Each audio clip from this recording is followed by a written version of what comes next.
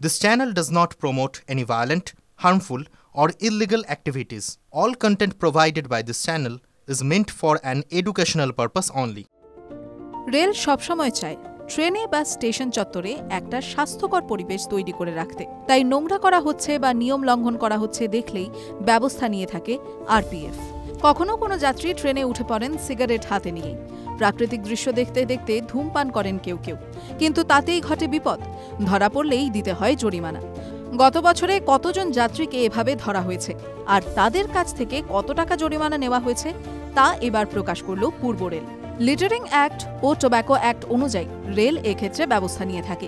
পূর্ব রেলের অন্তর্গত সব স্টেশন ও ট্রেনে অভিযান চালিয়েছে আরপিএফ। নিয়ম ভঙ্গ করলে ব্যবস্থাও নেওয়া হয়েছে। রেলের দেওয়া তথ্য অনুযায়ী 2024-এর 1 এপ্রিল থেকে 2025-এর 31 মার্চ পর্যন্ত 44,780 জনের বিরুদ্ধে ব্যবস্থা নেওয়া হয়েছে লিটারিং অ্যাক্টে।